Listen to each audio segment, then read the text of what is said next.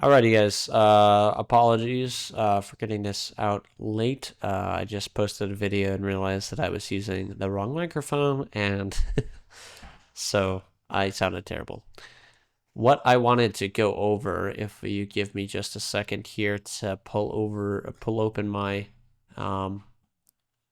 my portfolios here, was just the week at a glance, and I mean it's a good thing I'm recording this video again because I was ranting quite a bit. So bad thing is I'm gonna make this kind of a quick video. We're down 4.6%, but so is I mean the market's down 2.28%. So the market's just not doing very good for a fourth week in a row. This is pretty bad. I think this totals out to roughly 8.5% almost. So there's that. We're also down on our Webull portfolio.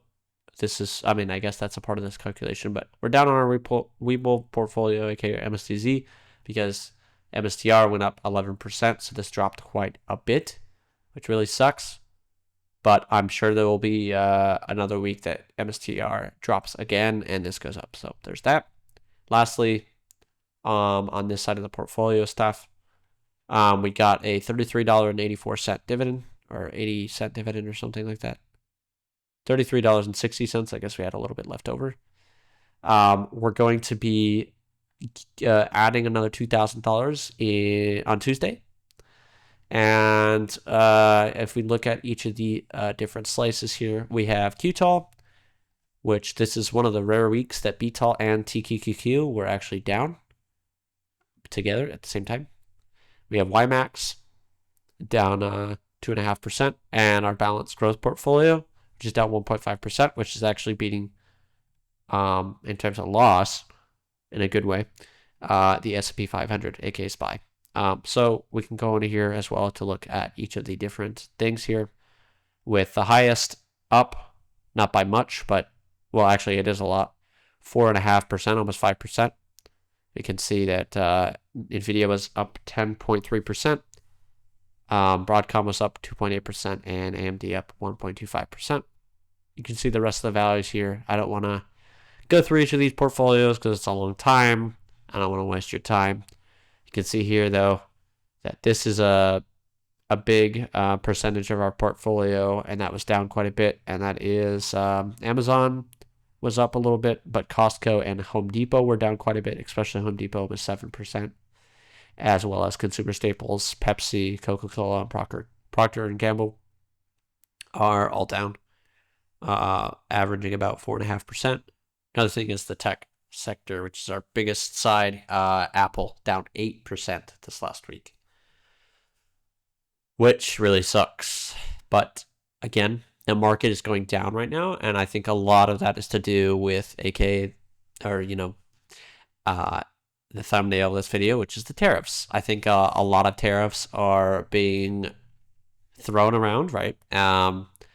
You have Trump tariffs that were announced a few weeks ago with Mexico, Canada, and China, and those are finally coming, actually getting into action, I guess you call it. And those are going to be a lot of countries. I think China tariffed the U.S. on their imports, if that makes sense. So China's exports, but imports to the U.S. So, it's kind of a little trade war going on. It's not something we haven't seen before. But ultimately, I think actually this is a good position to get, maybe a small position in international markets. In fact, I might add something here in this balanced growth portfolio, just a small percent for international markets, such as China, Europe in general, maybe South America. I don't know. Just an idea. Although, realistically speaking, U.S. markets have dominated for the last, couple decades at least. So, my thing is, guys, a lot of people are relating this to the Great Depression and how there was a recession following uh, tariffs that were put in place. Realistically, obviously, I'm not a financial analyst, I'm not an economist or anything like that, but a lot of people on YouTube are just going to be posting these videos like crazy, just saying that the world's ending. It's called fear mongering and fear baiting or whatever. That's how they get your clicks. That's how they get you into the video. Realistically speaking, we're going to recover from this one way or the other. If it takes 5 years, it's going to take 5 years. Realistically, it's probably not going to take 5 years. The thing about the Great Depression is it was a completely different time.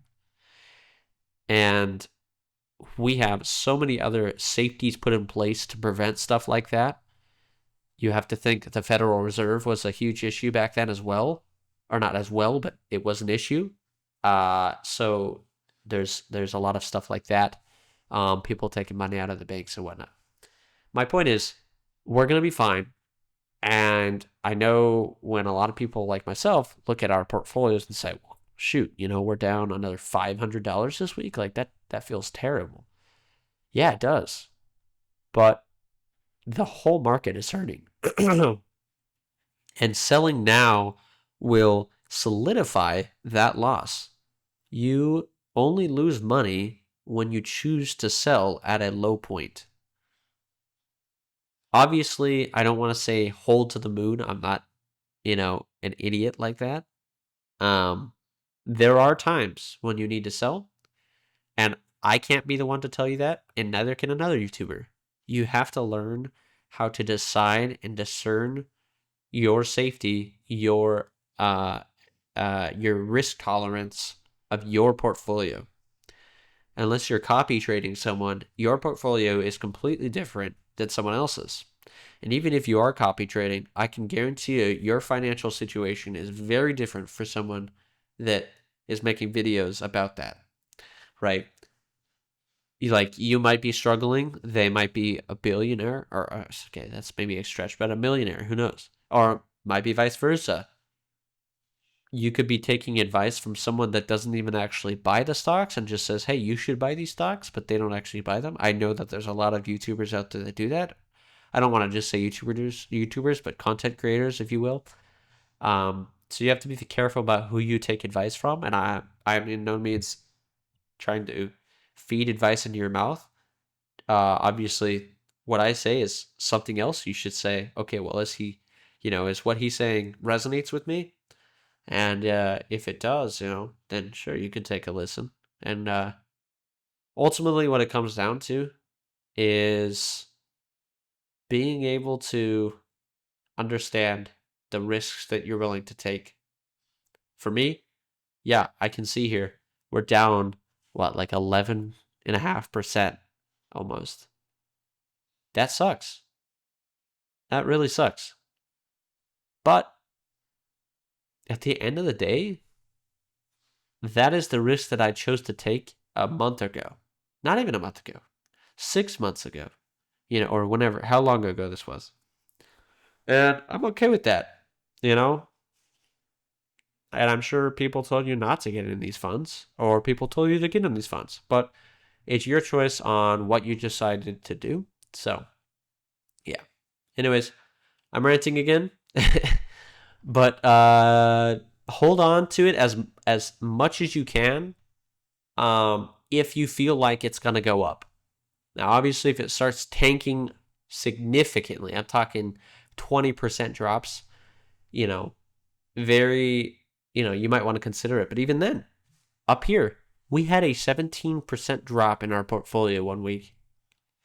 And the next week, it jumped back up to 18%. That's crazy. So as always, guys, the most important thing besides making money is also having fun and investing. If you're day trading, it's different. But investing, you should try to keep as little emotion as well as taking as little time as you can to trade, however often you do, right? You're not a day trader. You shouldn't be spending 8 hours a day looking at your portfolio and nitpicking what you did right and wrong. You should be doing that one time and holding onto your investment for a long time, considering you've done the back tests previously. So, anyways, guys, that is it for me this week, and hopefully this next week is another week like, September 15th.